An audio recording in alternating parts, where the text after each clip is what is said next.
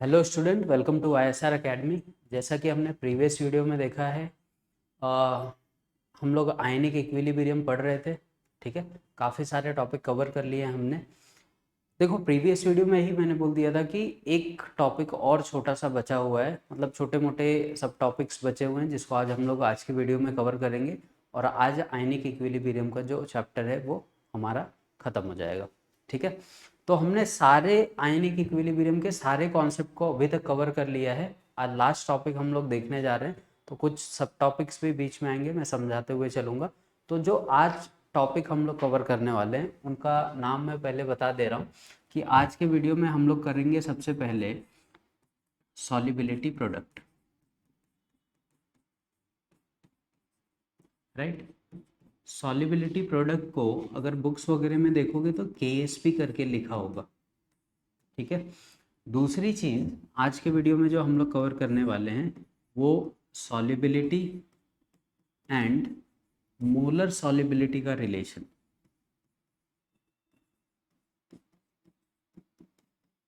ठीक है, प्लस हमारे पास एक और टॉपिक आएगा फाइनली आज, जिसको हम लोग बोलते हैं कॉमन आयन इफेक्ट। ठीक है, राइट। तो अभी तक के वीडियो में, आज तक के वीडियो में हम लोग ने आयनिक इक्विलिब्रियम में काफ़ी टॉपिक, मतलब डिसोसिएशन हो गया, डिसोसिएशन कांस्टेंट हो गया, ऑसवाल्ड डाइल्यूशन लॉ हो गया, पीएच स्केल हो गया है हमारा। ठीक है, बफर सोल्यूशन हो गया। बफर सोल्यूशन के न्यूमेरिकल्स मैंने करवा दिए थे जब बफर सोल्यूशन में करा रहा था। तो अभी हमारे पास ये 3 टॉपिक बच रहे हैं जहाँ पे हमारा स्टेट बोर्ड का प्लस सीईटी का जो आयनिक इक्विलिब्रियम का पार्ट है वो आज खत्म हो जाएगा। ठीक है, तो स्टार्ट करते हैं। पहले सबसे पहले टॉपिक से, that is solubility product. Right, solubility product होता क्या है? देखो, अगर हम लोग देखें सॉल्युबिलिटी प्रोडक्ट या केएसपी क्या चीज होती है।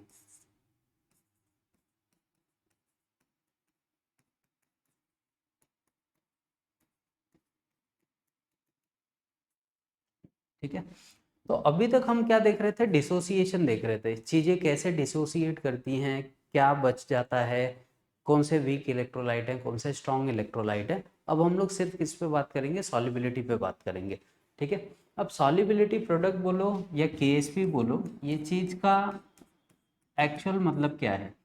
सॉल्युबिलिटी प्रोडक्ट हमको ये बताता है कि कोई भी चीज कितने हद तक क्या हो सकती है, किसी भी पर्टिकुलर सॉल्वेंट में डिसॉल्व हो सकती है, या कितना सॉल्युबल हो सकता है, कितनी सॉल्युबिलिटी उसकी होगी।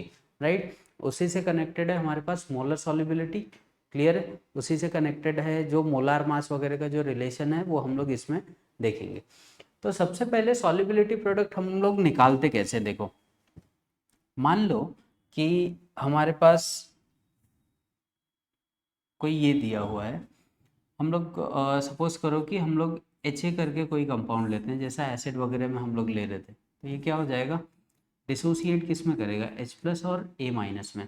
देखो, कुछ प्रीवियस वीडियो में हमने कुछ टॉपिक कवर किए थे, जैसे डिसोसिएशन कांस्टेंट फॉर वाटर, जो हम लोग KW वगैरह लिख रहे थे। तो सेम रिलेशन है, कुछ अलग चीज़ नहीं करनी है यहाँ पे। जैसा हमने वहाँ पे देखा था डिसोसिएशन कांस्टेंट वगैरह कैसे निकालते हैं, सेम यहाँ पे भी वही चीज़ें चलेंगी। जैसे अब यहाँ पे अगर मान लो हम लोग इसका डिसोसिएशन कांस्टेंट लिखे K इज इक्वल टू, तो ये क्या मिलेगा मुझे? डिसोसिएशन कांस्टेंट का फॉर्मूला क्या होता है? Concentration of product upon concentration of reactant. तो इसको मैं क्या लूँगा? ये हमारे प्रोडक्ट में है तो concentration of product upon concentration of क्या हो जाएगा? रिएक्टेंट। इसको ऐसे लिख दो, सिंपल सा। अब यहाँ पे हम पूरे आयनिक इक्विलिब्रियम में किसके बारे में पढ़ रहे हैं? डिसोसिएशन के ही बारे में तो पढ़ रहे हैं। राइट, ये हो गया हमारे पास डिसोसिएशन। तो K इज इक्वल टू ये जो वैल्यू है, इससे हमारा कोई लेना देना नहीं, कोई ज़रूरत भी नहीं होती है, क्योंकि वीक इलेक्ट्रोलाइट का डिसोसिएशन भी क्या होता है? बहुत कम होता है, जिसको हम लोग क्या कर देते हैं? निग्लेक्ट कर देते हैं। तो मान लो ये जो कॉन्सेंट्रेशन ऑफ HA है, इसको हम लोग या तो नया कांस्टेंट ले ले या तो निग्लेक्ट कर दें, सिंपल सा। तो ये नई इक्वेशन क्या बन के आ जाती है हमारे पास? कॉन्सेंट्रेशन ऑफ H प्लस और A माइनस, और नीचे क्या आ जाएगा? एक मान लो नया कांस्टेंट ले लेते हैं K डैश। तो यहाँ पे जब ये मल्टीप्लाई होगा K into K dash is equal to concentration of H plus into concentration of A minus. तो फाइनली ये जो दोनों कांस्टेंट वैल्यू है, इन्हीं दोनों कांस्टेंट वैल्यू को हम लोग कंसिडर करते हैं as a KSP, that is solubility product. तो फाइनली हमको क्या मिल के आता है कि KSP इज इक्वल टू क्या हो जाएगा, किसी भी आयन का कॉन्सेंट्रेशन का जो भी प्रोडक्ट होगा उसी को हम लोग क्या बोलते हैं, KSP बोलते हैं। ठीक है, समझ में आया? कोई भी आयनिक चीज़ है, वेदर वो स्ट्रॉन्ग इलेक्ट्रोलाइट है या वीक इलेक्ट्रोलाइट है, उसको डिसोसिएट करो, जो फाइनली हमको KSP निकल के आएगा वो ऐसे दिखेगा। जो कि हम लोग ये चीज़ें पहले भी कर चुके हैं वाटर के डिसोसिएशन कांस्टेंट में। जब वाटर का डिसोसिएशन कांस्टेंट मैंने निकाला था तो नोटिस किया होगा एक फार्मूला बना था KW is equal to 1.0 into 10⁻⁴, जिससे हमने बाद में pH और pOH कैलकुलेट किया था, बराबर है। तो KSP जब भी बोला जाएगा, सॉल्युबिलिटी प्रोडक्ट जब भी बोला जाएगा, तो हम लोग किसी भी चीज़ का ऐसे निकाल के रख सकते हैं। जैसे अगर मान लो एक सिंपल सा एग्जांपल लिया जाए कि मेरे पास HCl है, तो ये ब्रेक होगा किस में, H+ और Cl- में। किसी ने मुझे बोला कि इसका KSP लिख के बताओ, तो इसका KSP क्या हो जाएगा, कॉन्सेंट्रेशन ऑफ H+ और कॉन्सेंट्रेशन ऑफ Cl-, ये इसका KSP हो गया। ठीक है, किसी ने मान लो अगर मैं यहाँ पे लिख दूँ H2SO4, किसी ने मुझे बोला कि इसका KSP लिख के बताओ। ठीक है, तो सबसे पहले तुमको इसको ब्रेक करने आना चाहिए कि किस में ब्रेक होगा, 2H+ और SO4। ठीक है, कुछ एग्जाम्पल देखते हैं हम लोग KSP कौन सी चीज़ों की कैसे लिखी जाती है। ठीक है, जैसे सबसे पहले देखो, अगर मैं बोलूँ कि जैसे हम लोग ने अभी एग्जांपल लिया था H2SO4 का, कैसे डिवाइड होता है ये। ठीक है, ये देखोगे तो हम लोग कब से डिवाइड करते हुए आ रहे हैं, H2SO4 कैसे डिवाइड करेगा, 2H+ प्लस SO4 माइनस। ठीक है, राइट। ये देखो मैंने प्रीवियस वीडियो में एक चीज़ बताई थी कि जैसे कोई एसिड है, ठीक, ये कितना H+ लूज कर सकता है, एक H+ लूज करेगा, बराबर है। तो ये एसिड तो है, बट इसको हम लोग कैसा एसिड बोलते हैं, मोनोप्रोटिक एसिड। मोनोप्रोटिक मतलब ऐसे एसिड जो खाली एक H+ दे सकते हैं। अब अगर मैं बोलूँ कि H2SO4 कैसा एसिड है, तो हमारा आंसर क्या होगा, कितने H+ दे रहा है, 2, तो इसको हम लोग क्या बोलेंगे, डाइप्रोटिक एसिड। तो कभी कभी अगर मान लो टेक्स्ट बुक वगैरह में ऐसा लिखा हुआ मुझे मिल जाता है पॉलीप्रोटिक एसिड, तो इसका मतलब क्या होगा, पॉलीप्रोटिक एसिड का मतलब ये होता है कि जो हमको बहुत सारे H+ उठा के दे सके। ठीक है, सोल्यूशन में जाने के बाद जो बहुत सारे H+ बनाएगा उसको हम लोग पॉलीप्रोटिक बोलेंगे। जैसे अगर मान लो मैं बोलूँ H3PO3 या H3PO4, ठीक है, तो ये मुझे कितने H+ दे सकता है। तो जनरली हम लोग क्या कंसिडर करते हैं कि ये 3H+ प्लस PO4 3- में कन्वर्ट होगा, कितने H+ दे रहा है अपने को, 3, तो इसको हम लोग क्या बोलेंगे, ट्राइप्रोटिक एसिड। समझ में आया? तो जो बहुत सारे H+ अपने को डोनेट करके देते हैं उनको हम लोग फाइनली क्या बोलते हैं, पॉलीप्रोटिक एसिड। क्लियर है? क्योंकि वो तुमको हर स्टेप में, जैसे H3PO4 है तो ये तुमको डायरेक्ट 3H+ नहीं देगा, ये पहले डिसोसिएट होगा किसमें, H+ प्लस H2PO4-। ठीक है, तो यहाँ पे इसका एसिड का डिसोसिएशन कांस्टेंट निकल के आएगा Ka1। फिर से ये जो H2PO4 है ये कन्वर्ट होगा, ये फिर से एक H+ लूज करेगा और ये कन्वर्ट हो जाएगा किसमें, HPO4 2- में। ठीक है, यहाँ पे क्या मिलेगा तुमको, Ka2। ठीक है, फाइनली ये फिर से कन्वर्ट होगा किसमें, अब थर्ड वाला H+ निकलेगा, प्लस क्या मिलेगा अपने को, PO4-3। जैसे जैसे H+ निकलते जा रहे हैं देखो इनके ऊपर चार्ज बढ़ता जा रहा है, एक H+ निकाला तो माइनस, दूसरा निकाला तो 2 माइनस, तीसरा निकाला तो 3 माइनस, तो यहाँ पे इसका डिसोसिएशन क्या बोला जाएगा, Ka3। तो Ka1 Ka2 और Ka3 जैसे जैसे H+ निकलते जाएंगे वैसे वैसे इनकी डिसोसिएशन कांस्टेंट की वैल्यू भी चेंज होती जाएगी। क्लियर हुआ? पॉलीप्रोटिक एसिड समझ में आया क्या होता है? अब देखो, अब हम लोग KSP लिख रहे थे, तो हम लोग क्या बात कर रहे थे कि जैसे मेरे पास H2SO4 है और मुझे इसका KSP लिखना है। ठीक है, तो ये मुझे पता है फाइनल जो इसका आंसर होगा वो क्या होगा, 2H+ प्लस SO4-2-। ठीक, अब मुझे किसी ने बोला कि KSP इसका बताओ, तो KSP में क्या लिखूंगा, इसका जो कॉन्सेंट्रेशन है, कॉन्सेंट्रेशन ऑफ H+ और ये कहाँ पे चला जाता है, पावर में चला जाता है। ठीक है, तो कॉन्सेंट्रेशन के आगे जो कोएफिशिएंट है वो तो हमेशा पावर में चला जाता है, ये हमने केमिकल इक्विलिब्रियम में सीखा है और आयनिक में भी सीखा है। और प्लस हमारा क्या हो जाएगा, दूसरा कॉन्सेंट्रेशन SO4 - 2, बराबर। इसका कोएफिशिएंट कितना है, 1 है, तो 1 ही रहेगा। क्लियर हुआ। तो इस मॉलिक्यूल का अगर मुझे कोई KSP बोलेगा तो ऐसे लिखेंगे।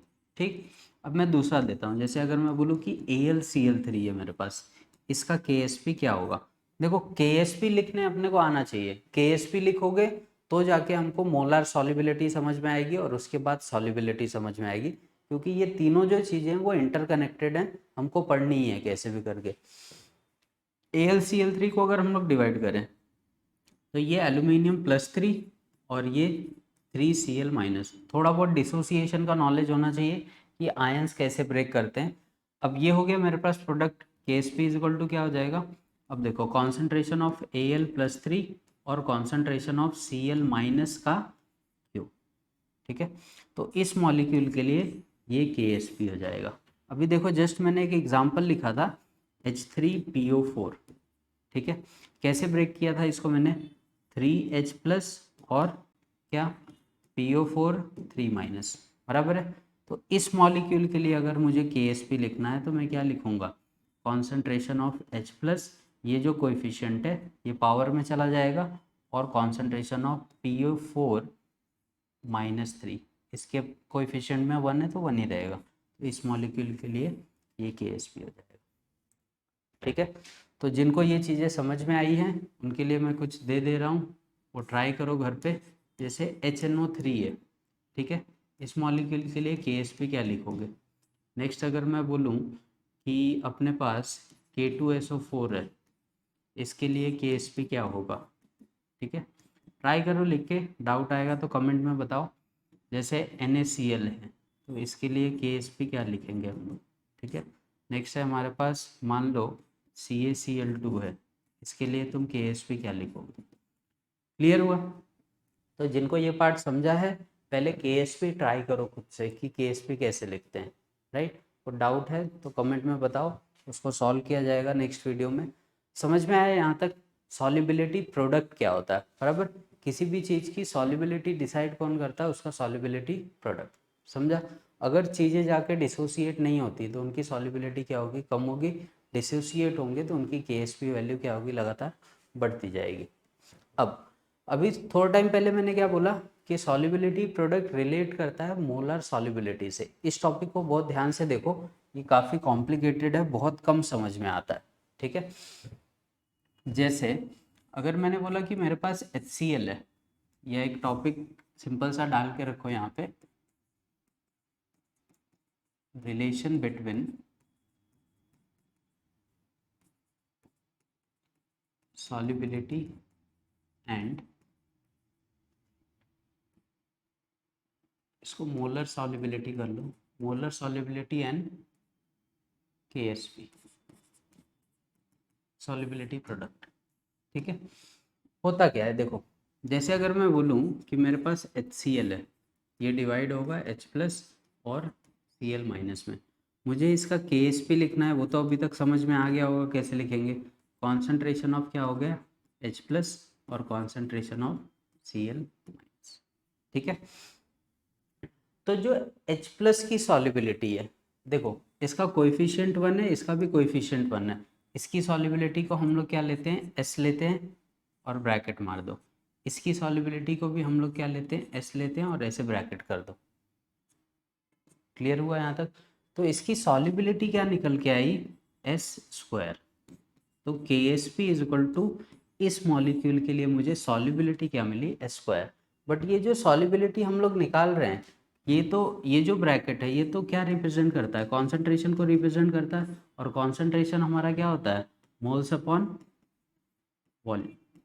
ठीक है, तो ये जो सॉल्युबिलिटी हम लोग यहाँ पे रिप्रेजेंट कर रहे हैं, इसी को हम लोग क्या बोलते हैं, मोलार सॉल्युबिलिटी। ठीक है, तो अगर KSP और मोलार सॉल्युबिलिटी पूछेगा किसी भी पर्टिकुलर मॉलिक्यूल के लिए, तो हम लोग ये रिलेशन उसको दिखा सकते हैं डिपेंडिंग ऑन द मॉलिक्यूल कि वो कैसे बिहेव करता है। अब सपोज करो कि यहीं पे अगर मैं दूसरा कोई एग्जांपल ले लूँ, जैसे H2SO4 का हमने लिया था, H2SO4 है मेरे पास, कैसे ब्रेक करेगा, 2H plus plus SO4 2 minus, ठीक है। इसका तुमने KSP कैसे लिखा था, KSP लिखते टाइम हमने क्या लिखा था, कॉन्सेंट्रेशन ऑफ H प्लस का स्क्वायर और यहाँ पे concentration of SO4 minus 2। But अगर ये चीज़ मुझे मोलर सॉल्युबिलिटी के टर्म में लिखनी है, ठीक है, तो मैं कैसे लिखूंगा इसको, H प्लस के आगे देखो कितना कोएफिशिएंट है 2, तो इसको लिखोगे 2s का स्क्वायर और यहाँ पे क्या आ जाएगा, यहाँ पे कोई कोएफिशिएंट नहीं तो सिर्फ s लिख के हम लोग छोड़ देंगे।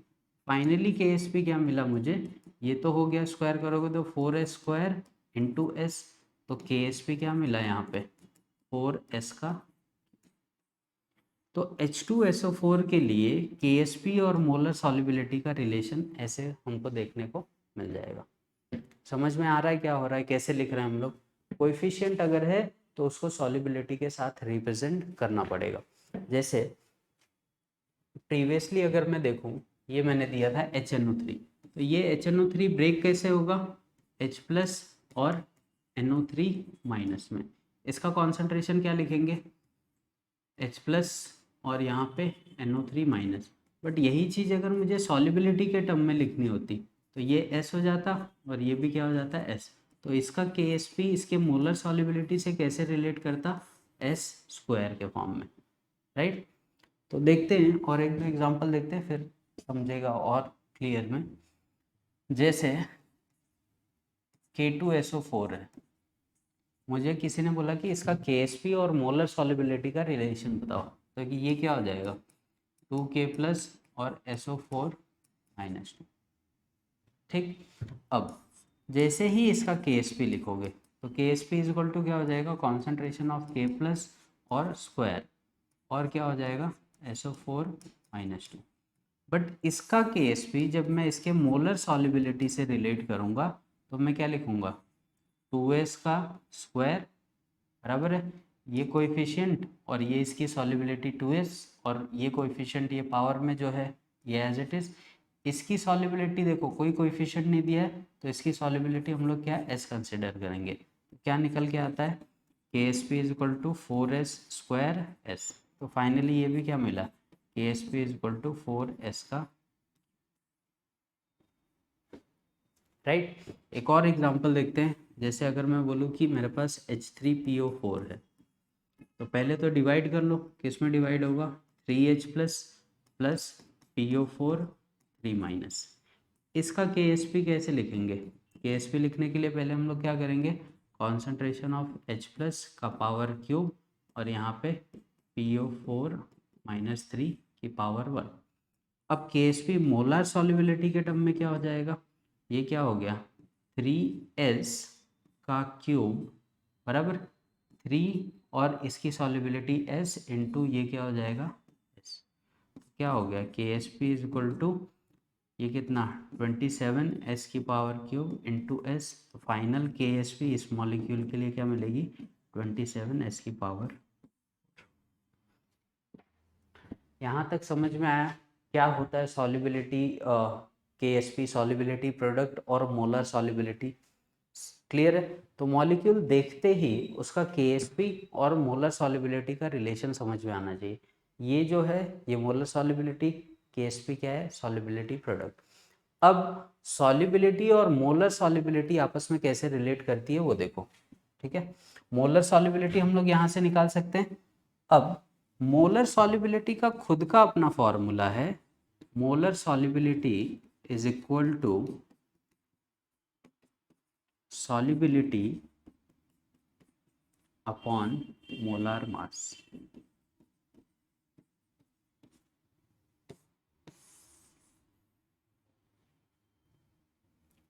क्लिक हुआ अभी, ठीक है। मैं सॉल्युबिलिटी प्रोडक्ट को रिलेट करता हूँ किससे, मोलर सॉल्युबिलिटी से, और फाइनली यहाँ पे मैं मोलर सॉल्युबिलिटी को रिलेट कर रहा हूँ सॉल्युबिलिटी से, ठीक है। यहाँ पे सॉल्युबिलिटी किस में आएगी ग्राम पर मोल में आएगी, राइट है। यहाँ पे मोलर मास भी किस में आएगा ग्राम पर, ठीक है। सॉल्युबिलिटी ग्राम पर लीटर में रहेगी ना, ग्राम पर लीटर और ये ग्राम पर मोल में, ये इनकी यूनिट हो जाएगी।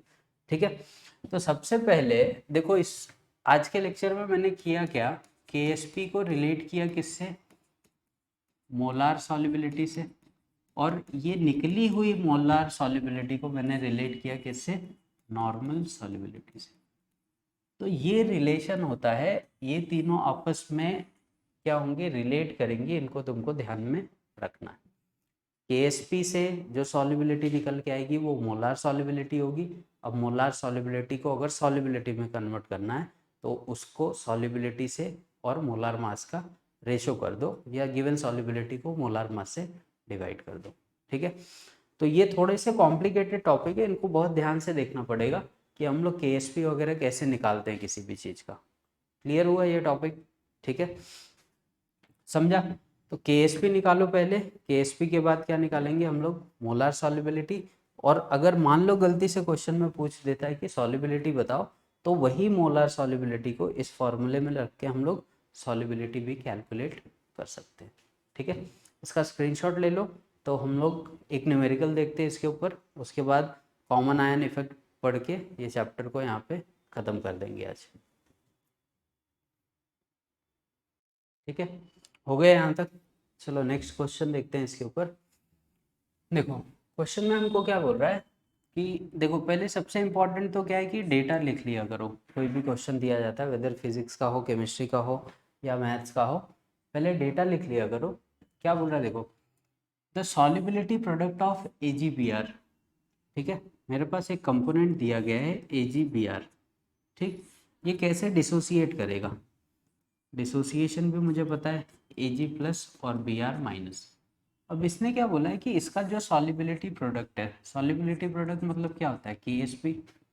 इसके जो KSP की वैल्यू है वो कितनी दे रहा है, वो तुमको 5.2 इंटू 10⁻⁻30। ठीक है, नेक्स्ट कैलकुलेट इट्स सॉल्युबिलिटी, मतलब क्या निकालना है अपने को, सॉल्युबिलिटी बताना है if molar mass of AgBr का मोलार मास हमको कितना दे दिया इसने, 187.8 ग्राम। चलो देखते हैं। ठीक, अब देखो सॉल्युबिलिटी का क्या फॉर्मूला था, अभी हमने लिखा था ना, molar solubility is equal to, क्या लिख रहे थे हम लोग, सॉल्युबिलिटी अपॉन मोलार मास। सही है, तो उसने मुझे निकालने को क्या बोला है, सॉल्युबिलिटी निकालने को बोला है। सॉल्युबिलिटी यहाँ पे रख दो, सॉल्युबिलिटी इज इक्वल टू मुझे क्या मिल जाएगा, ये मोलार मास यहाँ पे आके मल्टीप्लाई तो होगा, फाइनली क्या मिला, molar mass into molar solubility.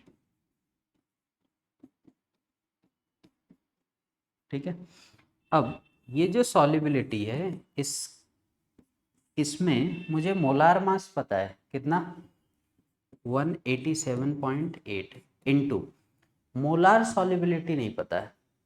ठीक है, मोलार मास तो मुझे पता दिख रहा है यहाँ पे, बट मोलार सॉल्युबिलिटी निकालनी पड़ेगी अपने को।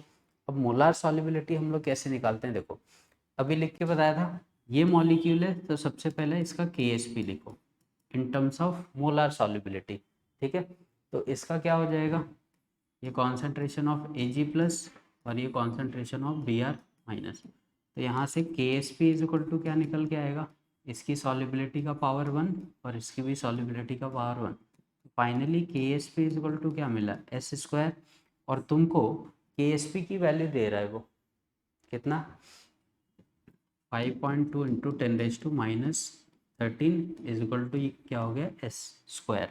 तो यहाँ से अपने को S² की तो वैल्यू चाहिए नहीं, मोलर सॉल्युबिलिटी क्या चाहिए, S चाहिए। तो S इज इक्वल टू, जैसे ही इसका स्क्वायर हटाओगे ये सारी चीज़ें रूट में आ जाएंगी, तो ये रूट में निकाल लो, इसकी जो भी वैल्यू आएगी वो हमारे पास क्या है, मोलर सॉल्युबिलिटी है, राइट।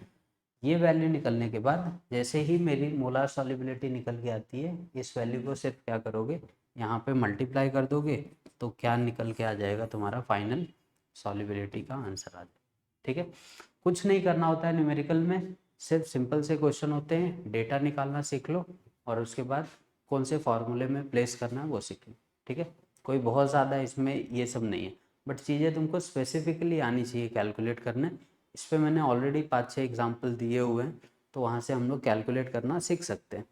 ठीक है, चलो तो अभी तक हमारा कवर हो गया क्या? देखो, सॉल्युबिलिटी, मोलर सॉल्युबिलिटी और सॉल्युबिलिटी प्रोडक्ट, 3 टॉपिक बता दिए। एक टॉपिक से कैसे रिलेट करते हैं वो भी समझा दिया। नेक्स्ट हमारे पास क्या है, इस चैप्टर का जो लास्ट टॉपिक है that is common ion effect. ठीक है, बहुत लोग बोलते हैं कि ये टॉपिक समझ में नहीं आता कि क्या होता है इसमें, कॉमन आयन इफेक्ट क्या चीज़ है। ठीक है, तो देखते हैं कि कॉमन आयन इफेक्ट एक्चुअल में क्या होता है और उससे सोल्यूशन पे फर्क क्या पड़ता है। कॉमन आयन इफेक्ट अगर किसी सोल्यूशन में हो गया तो क्या होगा उससे। ठीक, तुमने नोटिस किया होगा कि इस पूरे चैप्टर में हमने अभी तक सिर्फ वीक इलेक्ट्रोलाइट की बात की है। ठीक है, तो मान लो अगर कोई वीक इलेक्ट्रोलाइट है,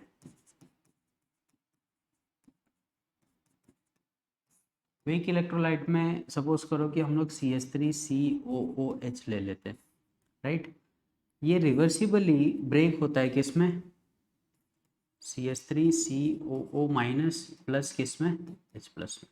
ठीक है, ये डिसोसिएशन होता है, बट मुझे पता है कि बहुत ज़्यादा डिसोसिएशन नहीं होता है वीक इलेक्ट्रोलाइट का, बहुत कम होता है। ठीक है, मान लो कुछ मॉलिक्यूल इसमें कन्वर्ट हो गए और मैं बोलता हूँ कि ये जो कन्वर्ट हुए मॉलिक्यूल है ये मुझे फिर से इस फॉर्म में चाहिए। ठीक है, मुझे ये यहाँ पे नहीं चाहिए वापस, इसका अबंडेंस मुझे ज़्यादा चाहिए।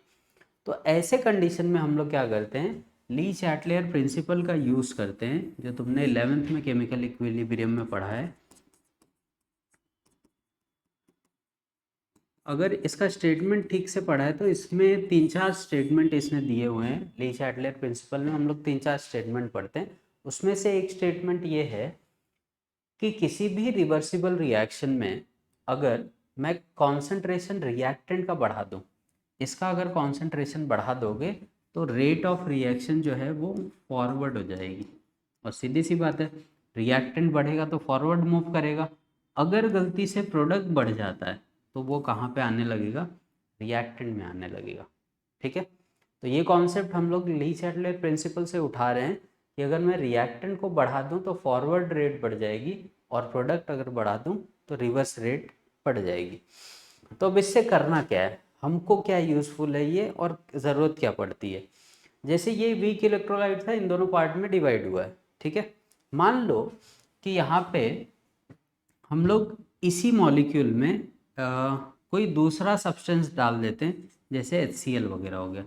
HCl जैसे ही डालोगे तो HCl ब्रेक करेगा अपने आप को किसमें, H प्लस और Cl माइनस में, बराबर है। H प्लस और Cl माइनस में ये ब्रेक कर जाएगा। अब ये जैसे ही ब्रेकिंग हुई, इससे हुआ क्या, ये किस पे इस्टेब्लिश था, ये इक्विलिब्रियम पे रिएक्शन चल रहा था। बट अब अगर मुझे इस इक्विलिब्रियम को डिस्टर्ब करना है और रिएक्टेंट के अमाउंट को बढ़ाना है तो मैं कोई ऐसा सब्सटेंस इसके अंदर डाल दूंगा जिसमें से एक आयन क्या हो, दोनों में कॉमन हो, राइट है। अब H प्लस क्या हो गए, इसका भी H प्लस कॉमन है, इसका भी H प्लस कॉमन है, तो H प्लस का अबंडेंस क्या होगा, लगातार बढ़ेगा। और जैसे कि मैंने बोला, जैसे कि हम लोग रिएक्टेंट का अमाउंट बढ़ा रहे हैं ना, रिएक्टेंट में एक ऐसा आयन आ गया है जो क्या हो रहा है, बढ़ रहा है। तो अगर H प्लस का आयन बढ़ेगा तो वो सीधा किससे, इससे रिएक्शन करेगा और रिएक्शन को कहाँ पे लेके आएगा, रिवर्स डायरेक्शन में लेके आ जाएगा। क्लियर हुआ। अब ये रिएक्शन अगर रिवर्स आने लग गई तो सोल्यूशन में Cl तो बचा रहेगा, क्योंकि इसका कोई लेना देना नहीं है इससे। पूरी रिएक्शन क्या हो जाएगी, रिवर्ट हो जाएगी और हमारा रिएक्टेंट का कॉन्सेंट्रेशन बढ़ जाएगा। तो इन शॉर्ट अगर मैं बोलूँ कॉमन आयन इफेक्ट का यूज़ क्यों किया जाता है, तो हम लोग ऐसा बोल सकते हैं कि जब भी अगर किसी इक्विलिब्रियम को डिस्टर्ब करना है या रिएक्टेंट का अमाउंट हमको बढ़ाना है तो हम लोग वहाँ पे कॉमन आयन इफेक्ट का यूज़ करते हैं। तो कोई भी आयन डाल सकते थे जिसमें इन दोनों में से कोई एक कॉमन हो। जैसे सपोज करो मैं बोलूँ CH3COONA, अगर इसको मैं इसमें डाल दूं तो भी इक्विलिब्रियम डिस्टर्ब होगा क्या, तो इसको ब्रेक करके देखो, CH3COO minus plus Na plus, right. अब ये वाला आयन और ये वाला आयन क्या हो गए, कॉमन आयन हो गए। तो क्या हो गया, वापस से प्रोडक्ट का अमाउंट बढ़ने लग गया, तो रिएक्शन कहाँ पे शिफ्ट कर जाएगी, रिवर्स में शिफ्ट कर जाएगी। क्लियर हुआ। तो कॉमन आयन इफेक्ट एक ऐसा इफेक्ट होता है जो इक्विलिब्रियम को क्या करता है, डिस्टर्ब कर देता है, प्लस रिएक्टेंट का अमाउंट क्या कर देगा, हमेशा बढ़ा देगा। कॉमन आयन इसलिए बोल रहे हैं कि जो तुम नया सब्सटेंस ऐड करोगे उसमें से एक ना एक, वेदर एनायन या केटायन, एक ना एक आयन क्या होगा, कॉमन होगा इनसे। क्लियर हुआ कॉमन आयन इफेक्ट। इस पे हम लोग एक दो एग्जांपल और देख सकते हैं कि कॉमन आयन इफेक्ट काम कैसे करता है। जैसे सपोज करो कि मेरे पास NH4OH है, कैसे डिसोसिएट करेगा, रिवर्सिबली ये भी वीक है जनरली, तो NH4 प्लस और OH माइनस। इस रिएक्शन को अगर मुझे रिवर्ट करना है तो मैं इसमें क्या ऐड कर दूं, देखो अगर मैंने इसमें NaOH ऐड कर दिया तो क्या हो जाएगा, Na प्लस OH माइनस, एक आयन कॉमन हो गया, रिएक्शन रिवर्ट हो जाएगी। और क्या ऐड कर सकते हैं, मान लो इसमें मैंने NH4Cl ऐड कर दिया तो ये कैसे डिवाइड होगा, NH4 प्लस और Cl माइनस। अब NH4 प्लस कॉमन हो गया, फिर से रिएक्शन रिवर्ट कर जाएगी, ठीक है। NH4Br, अगेन क्या होगा, ये NH4 plus plus Br minus, एक आयन कॉमन हो गया, फिर से रिएक्शन रिवर्ट हो जाएगी। क्लियर हुआ। तो इसको हम लोग बोलते हैं कॉमन आयन इफेक्ट। तुम लोग एक इक्विलिब्रियम स्टैब्लिश्ड इक्वेशन को कभी भी डिस्टर्ब कर सकते हो। आयनिक इक्विलिब्रियम अगर कहीं पे इस्टेब्लिश हुआ है और उसको तुमको डिस्टर्ब करना है तो हम लोग सिंपल सा उसमें कॉमन आयन डाल देंगे। वो अपने को पता होना चाहिए कि ऐसा कौन सा मॉलिक्यूल है जिसमें से एक आयन डिसोसिएट होने के बाद क्या हो जाएगा, कॉमन हो जाएगा, ठीक है। तो इस पे तुमको बोर्ड्स वगैरह में नोट्स लिखने को आते हैं, कॉमन आयन इफेक्ट क्या होता है, इस पर पूरा डिटेल लिखने के मतलब नोट वगैरह 2 मार्क्स के लिए पूछते हैं वो लोग। तो ध्यान से ये टॉपिक्स वगैरह समझ लो, प्लस टेक्स्ट बुक में या PDF में हम लोग नोट्स वगैरह प्रोवाइड कर देंगे, उनको रेफ़र कर लो, हो जाएगा।